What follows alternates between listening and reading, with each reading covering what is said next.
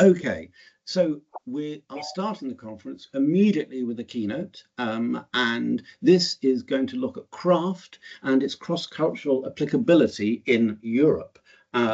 So we are very lucky to have with us, and is that moving? Let's have a look. Our three speakers, Professor Annette Søgaard-Nielsen, Dr. Ola, and I never get your name right, how to pronounce it, but you'll tell me later, but it's something like Sjelgerholm and Dr. Gallus Bischoff. So let me just say something about each of our three speakers. Annette is in the Unit of Clinical Alcohol Research at the Psychiatric Research Facility Unit in the Faculty of Health at the University of Southern Denmark, and also works at the Psychiatric University Hospital. Her work focuses primarily on developing and evaluating methods for treating alcohol use disorders, and her primary research areas are improving the outcome of treatment for alcohol use disorders, improving access to treatment, developing support to significant others who are affected by alcohol use disorder, stigma reduction, and narrative medicine. And it's very widely published, a co-author or co-author of more than 150 peer-reviewed scientific papers, 9 books, more than 20 book chapters. We then have Ola. Ola works in the Department of Clinical Neuroscience in the Karolinska Institute in Stockholm in Sweden. He's both a clinical psychologist working with people with alcohol use disorders and a postdoctoral researcher developing prevention interventions for young adults affected by parental substance use. His research is mainly focused on craft combined with parent training for effective family members of individuals with substance use disorders. Now, why it's jumping forward, I have no idea. And then finally, last but by no means least, we have Gallus again, who, as well as being the AFINet chair, is a clinical psychologist and a psychotherapist and a senior researcher at the University of Lübeck. One of his areas of interest is the analysis of the social impact of drug and alcohol problems, including impact on family members and on social networks, and on strategies to improve the reach of addiction treatment systems. He conducted the first study in Germany on craft, has published many articles on concepts and treatment options for family members. What we're going to do today is go through all three of our speakers have undertaken research in their countries on craft. So what I'm going to do very briefly is say a little bit about craft, so none of the other speakers have to go into detail about what craft is, but rather they can talk about how they adapted craft if they did and what they found. So CRAFT stands for Community Reinforcement and Family Training. It was developed by someone in the USA called Bob Myers and his colleagues, and it's an evidence-based, non-judgmental program for practitioners to use with family members and carers affected by somebody else's alcohol or drug use. The primary goals of CRAFT are first to engage the loved one in treatment, enhancing the concerned or significant others' motivation to participate in their loved one's treatment is one of the first tasks of the craft therapist. The secondary goal is also to improve the quality of life of the concerned or significant other, and thirdly, to reduce the substance use in their loved one. They have a number of specific procedures within craft, and they include motivation building, functional analysis, contingency management training, communication skills training, treatment entry training, immediate treatment entry, life enrichment and safety training. Okay, so without further ado, I'm now going to hopefully stop sharing. Have I stopped sharing? You did. It worked. Okay, so we're back to the normal screen. So I would like to ask in turn Annette and then Ola and then Gallus to tell us a little bit, 5 minutes or so each, about what they did in their respective countries. And then we will have a discussion about the cross-cultural applicability of interventions in general, and particularly this intervention developed as it was in the United States, very well researched in the United States and very, very good outcome results in the United States, one of our questions, therefore, is how well does it translate into a very different, not very different, a different culture, different cultures across Europe? Okay, Annette, over to you first. Thank you, Richard, and thank you so very much for the invitation. I just need to have a heads up. Can you hear me at all? Yes, we can hear you. Oh, wonderful. Thank you. Can I share my screen? Is that possible? I hope so. Can you see the top at the top right should be screen share? Yes. Yes. Oh, let's see. That should be here. Yes, it's starting. Something's happening. And it's now, we have a lovely picture of Denmark and the sea. Oh, okay. Can you see only the front no, page? We've got the words as well. Yes, we can just see the one page as well. Wonderful. Words and picture, but only the first slide. Great. Yes, we are a very tiny country. We have a lot of coastline, so I've included some pictures from Denmark again.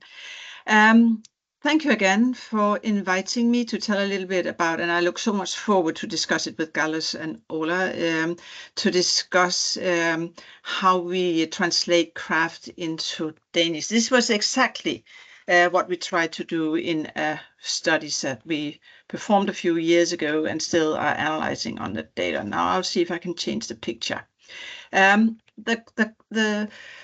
The core study, or the overall study that we performed, was a cluster randomized study of craft, where we randomized treatment institutions into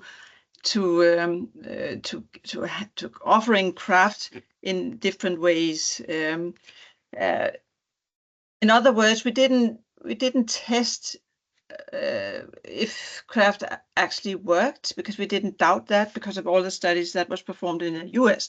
What we wanted to test was if it was possible to adapt it to Danish and to the Danish reality, and to test what kind of format that would fit the best into a Danish society. So we tried out three formats for offering craft. We tried individual craft sessions, where the concerned significant others have individual sessions with a therapist. And in addition, they had some written self-help material, a book that was handed over to support the individual sessions. That was a third of the institutions that offered craft this way. The other third of the institutions offered craft as in open groups. And by open groups, I mean not groups where all the group members start at the same time and end the group sessions at the same times, but where it's continuously running and you can add new members all the time. And after, when people have walked through all the sessions, then they leave the group again. So open groups and still self-help material, or 1/3 of the institution offered self-help material only, which means that they offered one session where they collected data. They had one possibility for talking to the concerned significant other. Then they handed over self-help material and encouraged the concerned significant others to use that. And if they still felt they needed support or help, they could come back after 3 months' time and receive individual sessions. And I can already now say that nobody did that. Additionally, we performed a series of qualitative sub-studies, qualitative interviews with participants and with staff, and we made some secondary analysis. As again, we wanted to test craft in a real-life setting. That means that we implemented craft in running public treatment institutions. So it was the ordinary staff that we trained in, by the way, and Gallus, by the way, helped us train the staff. And we changed craft a little bit, not the content. It was exactly like Richard described, but we made it more what do you call that? We made the craft courses shorter, because in a Danish context, we knew that it would not be possible to implement long treatment courses. So we shortened them to 6 sessions because that's what we believed would be possibly funded if it turned out that it was effective. And we also decided to leave out the most of the exclusion criteria, which meant it was open to all kinds of relatives, all kinds of relationships to the drinker. We didn't demand that you should spend a certain amount of time with the drinker. In other words, we collected information about what kind of relative you were and how much time you spent with the drinker and so on, but we didn't exclude people from participating in the study. So that was the main difference. And we have published a series of studies. In short, I'll just run through what we learned. First of all, we learned that it was actually very difficult for people to seek help. I think that's something you find all over the world, but it surprised us that it was actually the barrier for seeking help was as high as it was. We also found that craft was easy to implement in the public treatment institution, most of all because it corresponds very well to the treatment offers that the staff normally would give to the drinker. Essentially because craft draws upon cognitive behavioral therapy, to motivation interviewing, which are all treatment traditions that the staff know beforehand. So adjusting their therapy so it actually fit to their concerned significant others was pretty easy for most of them. We also found that the CSOs were really happy for craft. They found it very helpful. We also overall found that the face-to-face craft seemed to be more effective than self-help material. The difference was actually not significant, but that was probably mostly due to we didn't have enough participants to be able to really assess that. We also found that it worked absolutely well to offer craft in open group formats, which nobody had actually investigated before. This is a very messy slide, and I don't expect you to go into details with it, but that's a secondary analysis that we performed on the data. I mentioned that we hardly had any exclusion criteria. And what we see here is that we test if it had an impact on the outcome of craft. And now by outcome now, I mean if it had an impact on how many drinkers who actually sought treatment after their significant other had followed a craft course. And what we can see here is that it didn't have any impact what kind of relationship you had with your with a drinker. It didn't have an impact neither how much time you spent with a drinker, neither did it have any impact to the extent you drank yourself. We didn't have any severe problem drinkers among the significant others, but we had some who drank above the recommended limits, but it didn't have an impact on the effect of outcome. The only thing that had an effect on the outcome was whether or not the significant other had told the drinker that he or she was seeking help because of the trouble that she felt she had with being in a relationship with a drinker and all the worries she had. So had she told, or had he told, it was most often a woman, but had she told the drinker that she beforehand from the beginning that she was seeking help, then more drinkers were actually going into treatment afterwards. That's what we can see here. The final lessons that, if briefly here, I would like to mention is that we learned that there were wide limits for what kind of relation, what kind of time the CSO spent with a drinker, and it didn't, neither had wide limits for how much the CSO was drinking him or herself for craft to be helpful. And that means a lot to us when we want to translate it into a Danish reality that we now have been investigated in a real life setting. So that was my brief presentation about very rapidly walking through our study. So thank you so much. I look forward to discussing it further. Excellent. Thank you very much indeed, Annette. That was a lovely brief intro to this, which will set us up very nicely for the discussion. Let me now ask Ola to do the same, please. I would. Oh, can you stop sharing? Yeah, that's exactly what I'm looking for, how I do that. The same share button on the top right should be in red or something, and you can click on that when it says stop sharing. Stop sharing? Where does it say stop sharing? Oh, there it is. It's on the other side. Yes, now I found it. There it should. So now And it's gone. Yes. Oh, okay. thank you. So, Ola, over to you. And now do you see my screen? Mm-hmm. Yes, we can see your screen. Excellent, thank you. And also thank you so much for inviting me for this session. I feel very humble and honored to be a part of such an experienced discussion group here with Annette and Gallus.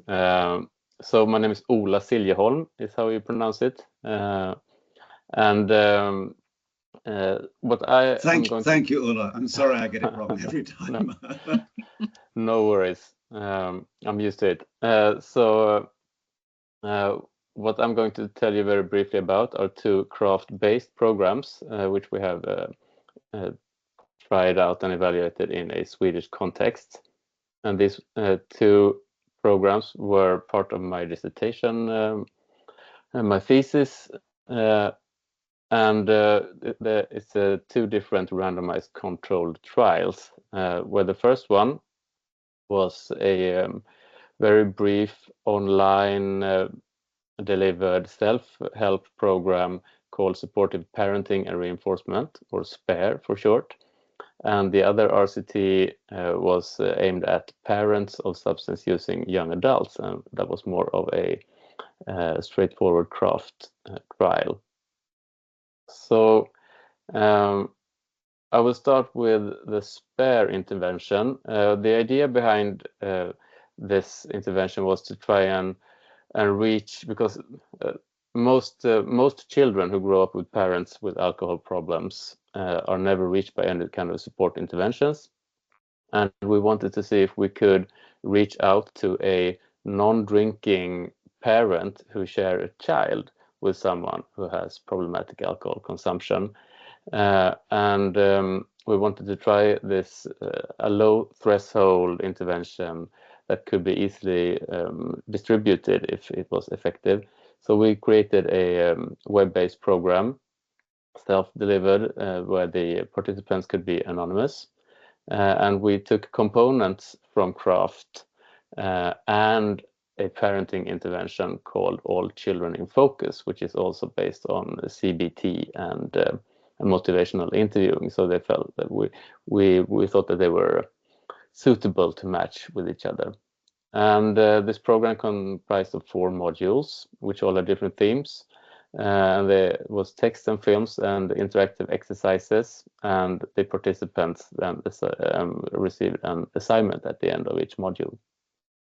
And we compared SPARE to an active control condition who received information material about being CSO to a person with alcohol problems, information about alcohol use disorder, how to take care of yourself and your family, and where you could find more help if necessary. So, like I said, this was a randomized controlled trial, and the participants were parents who did not have alcohol problems themselves, but who shared a child between 3 and 11 years old with someone who has a drinking problem. And the primary outcome of this trial was the children's mental health. So we wanted to see if SPARE could be more efficacious than information material in improving mental health of the children affected by parental alcohol use. And we also have secondary outcomes such as mental health in the CSO, parental self-efficacy, and alcohol-related measures on the co-parent. So who entered this study? Well, we had 96% females who were around 40 years old. What these numbers on the depression, anxiety, and stress scale show is that they were not very affected by depression, anxiety, or stress to begin with. Some of these levels are elevated from normal to mild, but not more than that. The children were around 7.5, 8 years. And what these numbers, on the other hand, show is that from the strengths and difficulties questionnaire, is that the parents rated their children's mental health as impaired compared to the general Swedish population. The Swedish population mean is around 4 and 7, depending on how old the children are. So it was, like I said, it was impaired. And this shows that the co-parents had moderate to severe alcohol problems as rated by the CSOs. But a large proportion of those who applied to be part of the study, we had to exclude them, unfortunately, and this was mainly due to being exposed to co-parent violence. And I think we will get back to that later. When it came to results, we could not see any differences between conditions over time when it came to the primary outcome of children's mental health, and we did not see any significant change over time either within the groups. But when we looked at the sample as a whole, there were also no differences on any secondary outcomes, but the sample as a whole reported decreases in co-parent alcohol consumption and severity of dependence, and also improvements in parental self-efficacy, how to protect your child from alcohol-related consequences from the co-parent. But we did not see any changes in the participants' mental health, but that was not so surprising since they did not have so low levels to begin with. So conclusions from this study was that we could not find any evidence that SPARE was more efficacious than the information material when it came to improving children's mental health. But two major findings was that the parents rated their children's mental health as impaired compared to the general population, and that a majority of the CSOs could not participate in the study, mainly because of violence exposure, which is something for future studies to take into consideration. And then we jump to a completely different study where we evaluated craft for parents of young adults with substance use problems. And this was the first trial, to our knowledge, a randomized control trial that aimed for this particular population. These parents have been parts of craft trials in general, but this was only aimed at this specific population. And like I mentioned, this was more straightforward craft, where we wanted to investigate if craft was more efficacious than manualized counseling, and the primary outcome was young adult treatment seeking.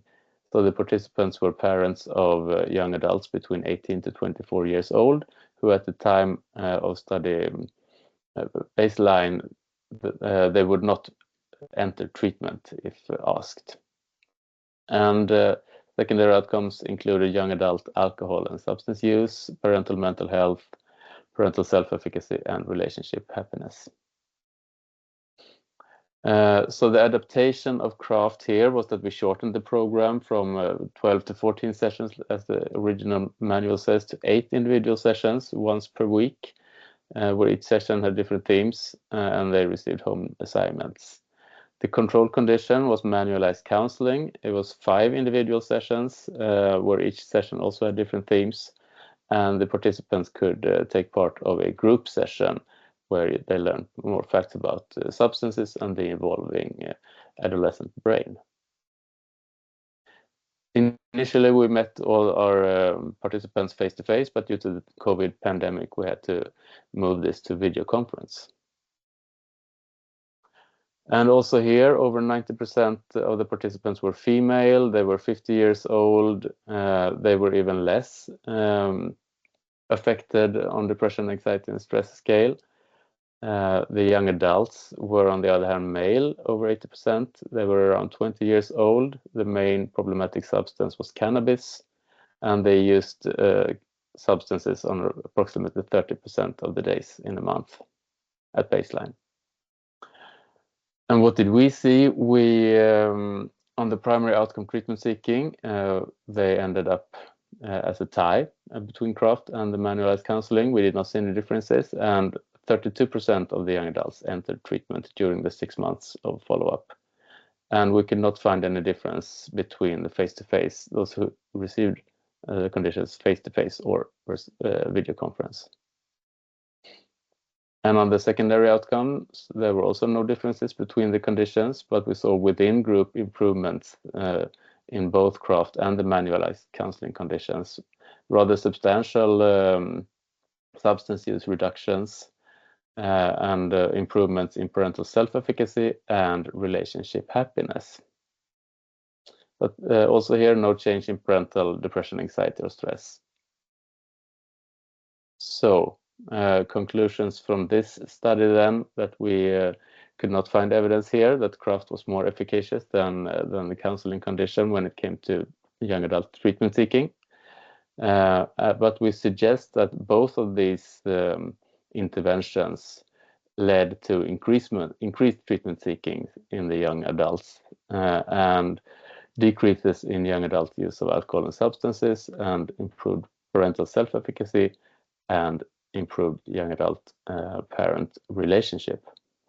But of course, since we did not have a third condition that received nothing, we cannot say that this is not just the natural trajectory of things happening when you start looking for support. But we believe that we made a difference with these two programs. And that was it for me. Thank you very much.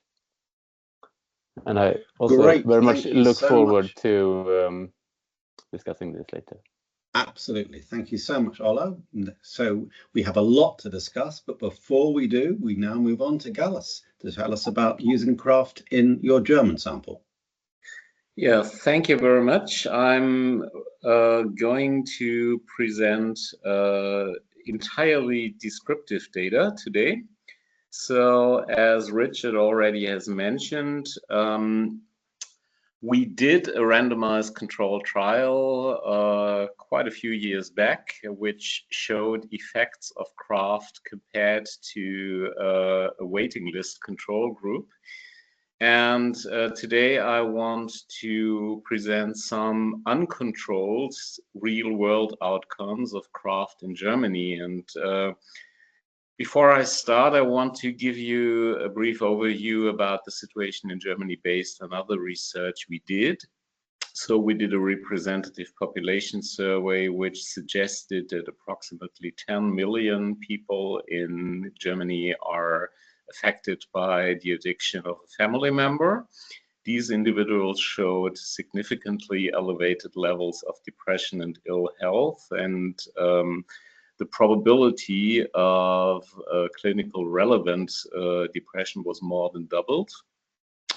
And the German treatment system, I think similar to the ones in Denmark and Sweden, is structured that family members find officially help available in counseling centers at no cost. These centers are financed by public agencies, and we got more than 1,400 of them in Germany. But interestingly, and probably something for debate afterwards, is that all the counselors in these counseling centers, they need to be qualified to counsel individuals with addictive disorders, but they do not have to be qualified to counsel family members. And so in Germany, if we look at the numbers in these outpatient counseling centers, we have something around 7% of all clients who do not have a diagnosis themselves. And if you extrapolate this to the entire population of family members in Germany, we could say we reach far less than 1% of family members addicted. And I already mentioned most counselors do not have specific qualifications. We did a brief survey in addiction counselors regarding structured models of working with family members. Asked them, do you know it? Do you use it? Or do you not know about it? And most of them knew Al-Anon, but only a tiny minority was working according to Al-Anon. Craft was better known, so something around 20% said I know craft and I work according to craft. Another 20% said I know it, but I don't work according to it. And about 60% or 50% said I do not know about craft. And all the other programs we were asking these, they were virtually unknown. Probably because most of these programs also are not available in German language. And after we did our randomized controlled trial, the first data from implementing craft we got from a counseling center in southern Germany, close to Stuttgart.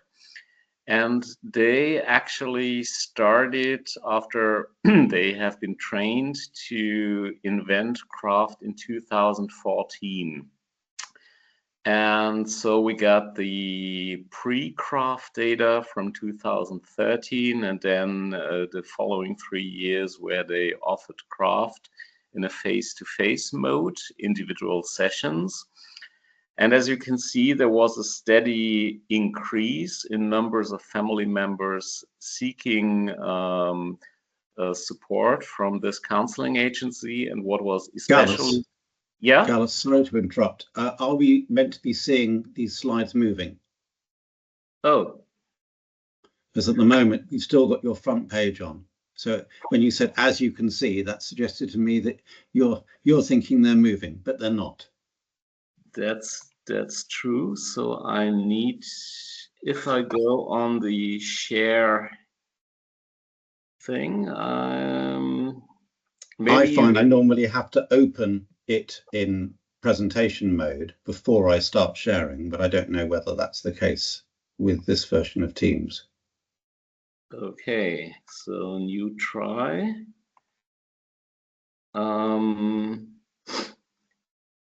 Are they moving now? Yes. Oh, yes. I just saw a very nice picture of an iceberg there. Okay, yeah, this was the iceberg. And this is the availability of intervention for family members, and you can see the green bars, they mean I do not know this approach. The brown bar says I know it, but I don't use it. The blue ones are I know it and I use it. And most of the programs are unknown to the counselors. And this is actually the slide I was referring to. Das funktioniert nicht. Anja just tried to give me technical support, but actually I went to the regular presentation mode before, and this was when the slides weren't moving. And as you can see, the absolute number of contacts to family members has been increasing, and what was especially striking was that the number of multiple visits more than doubled once they invented craft. And but these are aggregated data only, so we were able to recruit another counseling center who, after being trained, started implementing craft in a closed group format with 10 sessions. And to date, we have data available from January 21 to April 24. The project is still ongoing. And 55 family members participated in these groups, and they had a number of validated questionnaires they gave to the family members at the start of treatment, the end of treatment, and they also did a 6 months follow-up. And similar to the data from Denmark and Sweden, the vast majority was female. Most of the family members were parents, so mothers. And the main substance they were affected by was alcohol, followed by various drugs. And regarding depression and strain, we saw a significant decrease in depression and in strain between baseline and post-treatment. And this decrease remained stable and even showed a further decrease numerically from post-treatment to follow-up. We also had a look at coping mechanisms of affected family members, and we saw a significant decrease in engaged emotional coping, in engaged active coping as well as intolerant inactive coping, and we saw an increase in withdrawal coping. which we might discuss this afterwards, also is something which quite often happens with other intervention measures.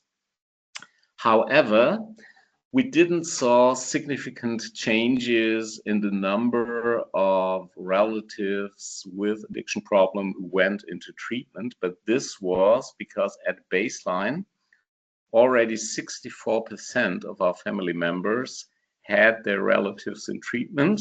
The number slightly decreased to post-treatment and then slightly increased again, but it was not a significant change.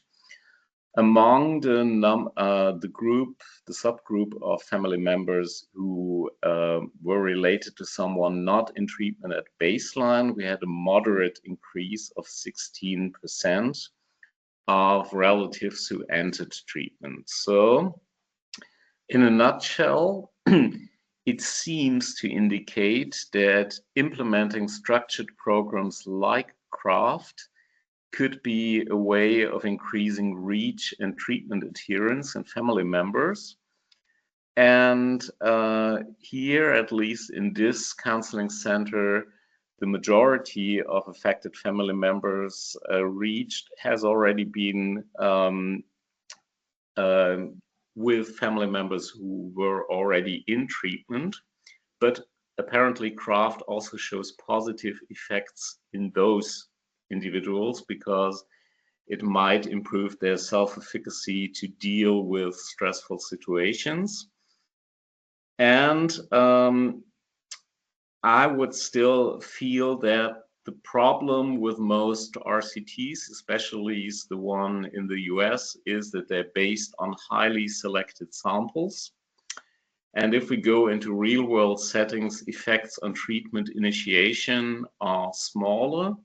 And it would be interesting to compare CRAFT as a structured program with other structured programs in real-world settings. And that's all from my side. So I will, try to end the presentation. And marvelous. Thank you very much indeed, Gallus. Now, we've got 20-25 minutes for discussion. Obviously, I want to open it out to people outside, but I think it would be nice to have at least 10 minutes of discussion between ourselves. But with 10 minutes, it means answers need to be brief. But I think there are a lot of issues which come up for me. One of them, I'll just run through what some of the main ones are for me, and then we can take some of them one at a time. I'm interested in the primary outcome being treatment entry of the person with the addiction problem, because obviously in AFINet, I'm particularly interested in things which try to help affected family members. And obviously having somebody go into treatment can be very helpful. But it's interesting to me that throughout CRAFT has been one of the primary outcomes as opposed to a secondary outcome. I'm interested in a general question about how applicable you feel a program developed in the United States of America has been in different European countries in translated versions. I'm interested in the issue of control conditions and how you select control conditions within a randomized controlled trial structure, which run the risk of either not being helpful or perhaps being too helpful because they replicate a lot of the key ingredients. How do you choose a control condition when you don't actually know what the active ingredient of the main condition you're testing against is? And I'm interested in the issue of exclusion criteria and how sometimes exclusion criteria exclude the people who are in most need of help. So those are some of the questions I'm interested in. Perhaps we can start off though with it seemed to me that when Annette and Ola, you were talking, both of you were saying that the people in your trials had relatively low levels of mental health difficulties at the time that they entered, and therefore you couldn't really assess whether the interventions reduced their mental health problems because they didn't have that many. Whereas Gallus, you seem to have people in your sample who were much more affected. Am I right? And why do you think it is then that sometimes these programs are attracting people with more severe problems, and sometimes they're not. Annette, your hand's up, so you can go first. I don't think I actually mentioned it. I wouldn't say that our participants were very severely affected, but they were definitely affected, and we could actually see overall that just like Gallows, a decline in depression scores and a very high increase in quality of life scores. And I do think they were more, our participants were more severely affected than yours, Ola. And I guess that if you finally decide that you had to approach a treatment institution for help, that is also an indicator that you are really struggling. And I guess that's part of the explanation why people seeking help on what you call self-help programs, internet-based self-help programs, that you have easier access. So I would guess that you would seek help on an earlier stage. That I think would be reasonable to say.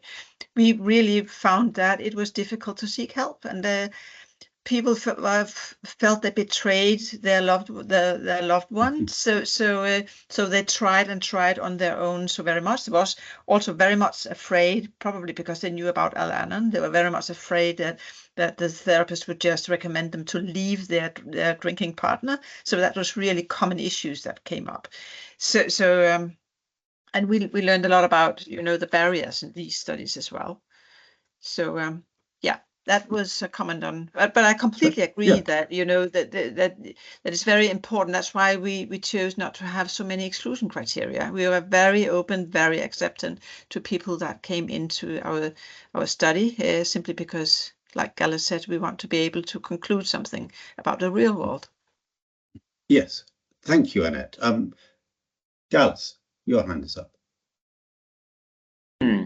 Yeah, I fully agree. I would say, first of all, I think a major difference is that in Europe, or at least Denmark, Sweden, Germany, treatment for alcohol problems, including treatment for relatives, is free of charge. And so I think the US data are somehow distorted. And I mean, there are reports like if you see Bob Myers in a workshop where they also say, well, the therapist went to the parking slot and was talking to the addicted individuals and so on. So I think probably this also has got a bit to do with salesmanship, the way if craft is reduced to the treatment entry issue. I would accept that this is the major innovative thing about craft, that you say, well, you're not entirely helpless. There are some things you can do. But I think we all agree here each other that we also have a kind of different interpretation of what craft is about. So I would say craft isn't mainly about using the family member to get the IP into treatment. It's about, well, reducing learned helplessness in the family member in order to give them a kind of structured interventions they can try out and see whether they make a difference. And so I still feel that craft has got a series of powerful tools that can rather easily be implemented, since it's not rocket science. It's behavioral therapy in 1971, I would say, more or less. But I think that, like in every good therapy, the first issue is to find out what, in this case, the family member wants and needs, and then to check out whether craft is an option. And we also had a kind of, well, how should I say, descriptive data. I was invited to a television show when we did the trial, and then I volunteered to have a kind of hotline for 1 hour after the show. There were something like 600 people calling, And then we sorted out what they actually wanted, and the majority rather was interested in getting answers to how should I deal with this situation, with that situation. So I think the need is very high, you know, to get a kind of tools. And I think this is a strength of craft. But on the other hand, I would just say the conditions are different. And like you've written in the chat, I would entirely agree that not all problems are solved when the family member is in treatment. So things are far more complex, but still, I think it's valuable. Okay, thank you, Gallus. Thank you. Ola. Yeah, many thoughts popping up here at the same time when you speak, both Annette and Gallus. But I just wanted to start with the issue of treatment entry as a primary outcome, because I think this is rather interesting. I just received the new version of the Swedish manual of craft. It's the first time it's been translated into Swedish, which is a great thing to begin with. But it's also a updated version from Bob Myers and Jane Ellen Smith. And what was interesting to me was that they have really downplayed the treatment engagement part because there are now so many studies from around the world that has not been able to replicate the treatment entry rates that they've had in the US. And there are also a lot of new studies applying craft in totally different populations, where the primary outcome is, I mean, in Japan, they evaluated craft for helping parents with young adults with hikikomori, the extreme where you seclude from society in an extreme manner, and lots of different primary outcomes. So I believe that, I mean, my interpretation of that would be that when they have let craft go out into the world, then other researchers have done their thing with craft, and now they are having to reevaluate the craft also from the originators, which I thought was rather positive to see, actually. But then just one brief comment about what our participants in our different trials were and why they were not so affected. You were definitely onto something, Annette. We, especially in this first trial with the self-delivered internet-based program, we had a really outspoken goal to reach parents who shared a child with someone who were, so to speak, earlier in their drinking career, at an earlier point there, so that we could perhaps with these small interventions could make a difference for a large population.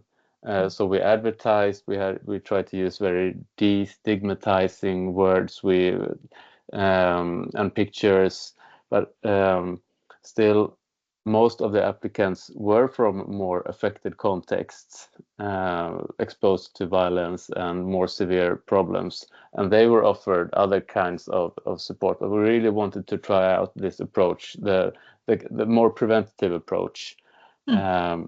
So we included, and we only got 76 participants, although we recruited for 2.5 years. So like you say, when most people start looking for help when things are severe enough. Before that, you don't really start looking for help. And perhaps if you start looking for help, it's because you're an individual that has a lot of initiatives. You know, the participants, they were highly educated. Probably we advertised in a manner that spoke to these highly educated people.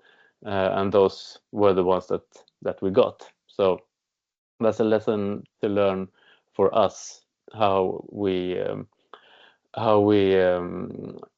design the intervention, but also how we communicate and reach participants. Thank you, Ola. Annette, I know you've got your hand up and you want to respond, but Ruth's put something in the chat, which I think is also worth looking at. So, Ruth, do you want to unmute and talk to us. Yes. Sure, yes. Gallus, I hope you don't mind us raising this, because it was based on something you said, but the idea of learned helplessness, I think, is worth just considering a little. We hear that term an awful lot with women who've experienced domestic violence, and the criticism of the term in that context. Sorry, background noise, children are being fed currently. The critique of that term that is often applied within the context of domestic violence is that it fails to recognise the often extensive lengths that women go to survive those situations or to exit those abusive relationships. And I wonder whether that's perhaps true of family members who are affected by a loved one's substance use, because often they will go to great lengths to try and influence change. And perhaps what CRAFT does is teach particular strategies that are useful and more effective in that situation. And it's one thing to feel hopeless and helpless, but it's another thing to refer to as a learned helplessness. And I just wondered what the speakers thought about that idea. Thank you, Ruth. Annette, you did have your hand up, so you can go now anyway. Yeah, thank you.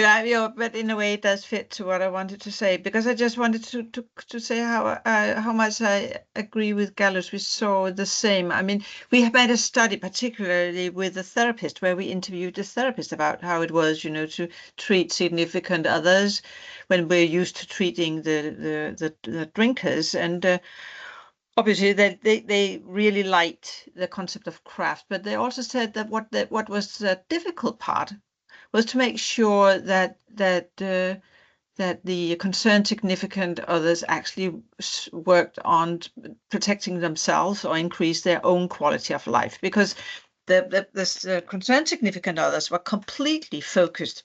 Now, perhaps I'm exaggerating, but most of them really focused on what can I do to help my loved one? What can I do to make the person come into treatment? And I remember that when I was in the clinic myself and had all the calls from the significant others. They want to know what can be done. They are not focused on themselves and their own well-being. So that was the huge task of the therapist, was to say, we need to concentrate on you as well, and if you need to be better and be strong, if at all we are going to train, what can you do differently at home, and maybe we can work together and see if something can increase the likelihood that the drinker comes into treatment. So I realize we are, that by CRAFT, we are exactly like Gallus said. You are not leaving the support part, but you are adding the bit that the significant others really wish for. And you can't promise them, and that was, I believe Ola is right, that was what we often saw in the American books, that we were more or less promised full guarantee that this will work. And obviously you have to be honest and say that we can't promise that, but we can perhaps try out if there's something more you can do, and we can train it, and you can go back and see. And in particular, just like you in a way forecasted, Gallus, when you came and trained our staff for the study, they really liked the communication bit. The communication training was just their favorite bit of CRAFT, because they felt that they could now have good conversations or better conversations with their loved one. So it is in a way to empower the significant others, and that was really, they were so grateful for that. Thank you, Annette. Gallus, before I go to you, we've got two other people who want to come in. So I'd like to first ask Marie-Hélène to come in.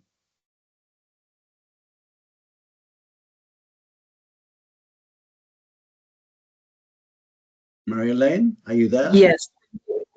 Hi, I'm there. Thank you very much for these presentations.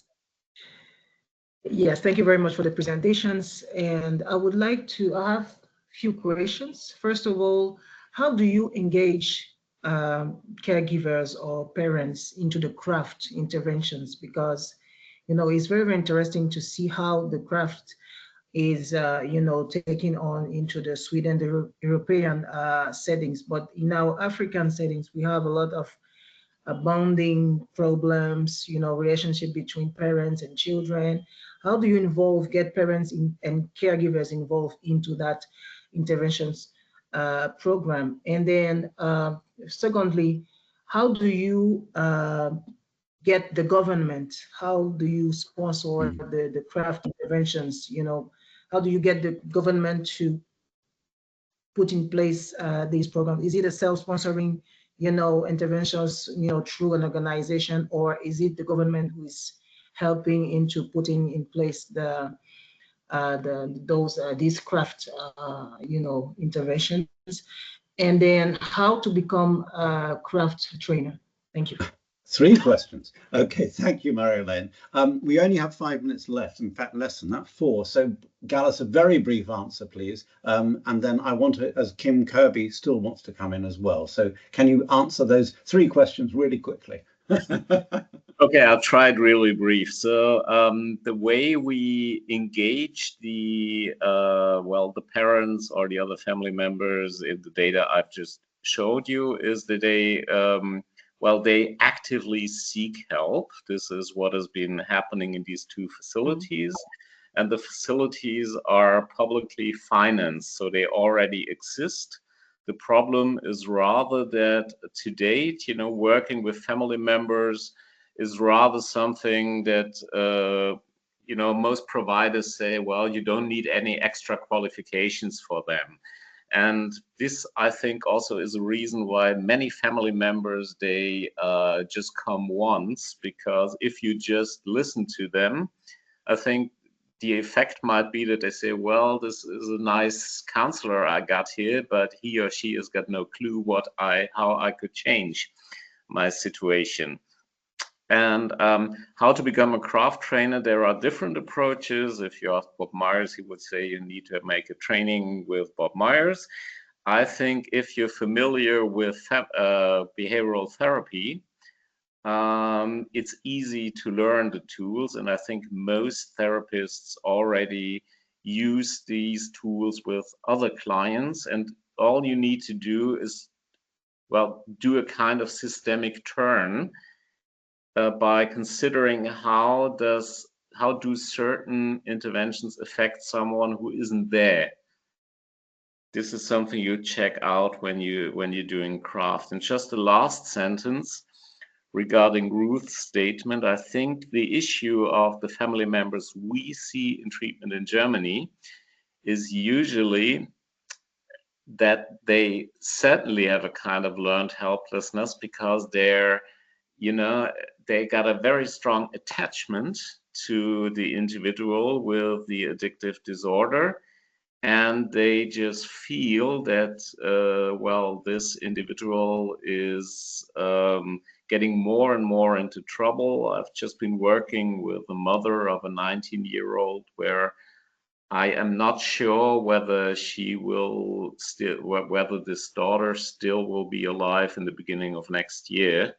And so the mother is desperate, and I think this is completely understandable. But also I would say, she can try to do some craft issues, but it's uncertain whether she will. I'm going to break in. Thank you, Gallus. And Kim, I think you'll have time to ask your question, but maybe not get it answered. But over to you, Kim. Thank you. Just first, I wanted to say thanks for these 3 presentations. They were all really interesting and very informative. I did notice that in the chat column, somebody had commented on the US focusing on treatment entry, and that it appears that the assumption is that once the person enters treatment, the problem's over. And I felt I had to respond to that because probably more than any other researcher, I have promoted that. But not because I think the treatment entry is the only important variable. I was just following the data. It tends to be the most prominent outcome that we see in the US.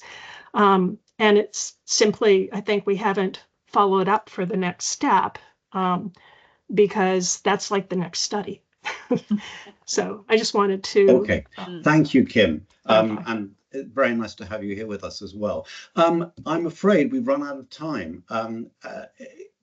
An hour disappears when you've got a really interesting set of conversations to have about really important matters. One of the things that Gallus said before we started, that he was presenting a paper at what was the EMCDDA's conference. And he said he had 8 minutes for his paper and 2 minutes for discussion. One of the things that we want to do very much within AFINet is not do that. Hence, we've had more discussion and less people presenting data. And hopefully throughout the rest of today and tomorrow, that will continue. Thank you so much, Annette, Ola and Gallus. Okay, so we are starting the conference immediately with a keynote, and this is going to look at craft and its cross-cultural applicability in Europe. So we are very lucky to have with us, and is that moving? Let's have a look. 3 speakers, Professor